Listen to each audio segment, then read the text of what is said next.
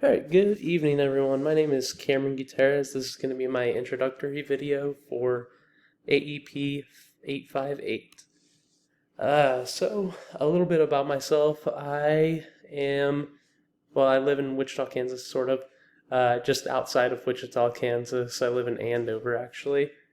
Um, and I've been living here for the majority of my life. Spent some time in Germany when I was younger, and then again recently. But other than that, yeah, been in Wichita, Kansas, through and through.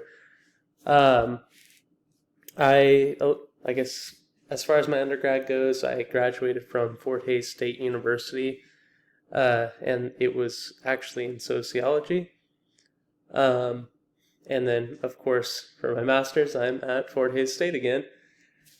Um, I most recently have been a student teacher at Sunflower Elementary. At the moment, I am not working in education. I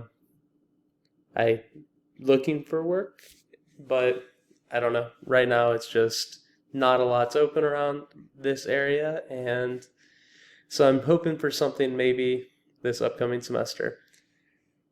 Uh, as far as what I do, I like to hike, bike, backpack, ski, climbing, really anything outdoors.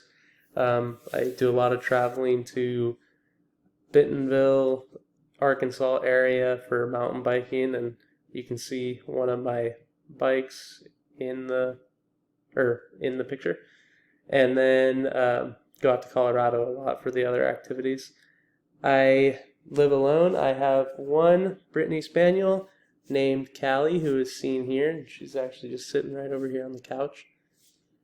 Um, so going on to my school. So the school that I most recently worked at is Sunflower Elementary, so that's what I based my demographic data off of. They are in a middle socioeconomic status area, primarily, I guess, suburban for the majority of the students, with a little bit of rural. Um, but they use a variety of different data collection methods. So their primary source of data for anything grade related, or I guess education related, so that'll be math, reading, things like that. They're going to use STAR assessments, and then they take this data and they put it into a place that's available on their website called the data dashboard, and that's what you see here in this picture.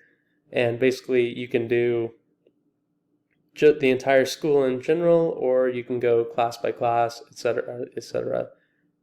And then along with that, there's also Excel that's regularly used to show data spreadsheets, and PowerSchool is used when tracking things like attendance and lunch, everything like that.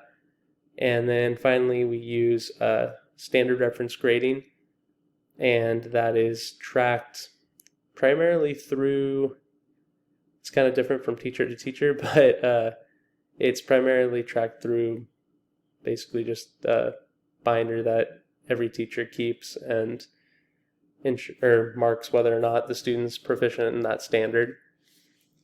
So going on to my own critique about the way I use data. So I feel like I have a pretty good idea of the core standards such as math and ELA. However, there's a lot that I don't know very well, especially like science and things like that, the NGSS standards.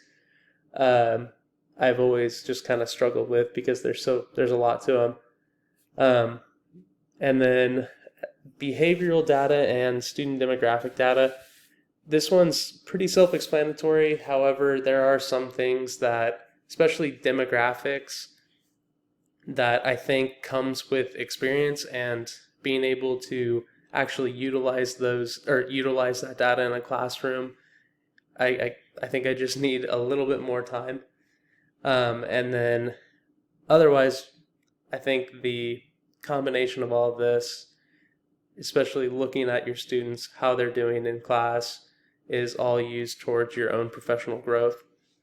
Um, oh, and I guess, sorry, I forgot to mention, I have been in education for about 3 years now. Before that, I also, well, and currently, I coach regularly with the YMCA.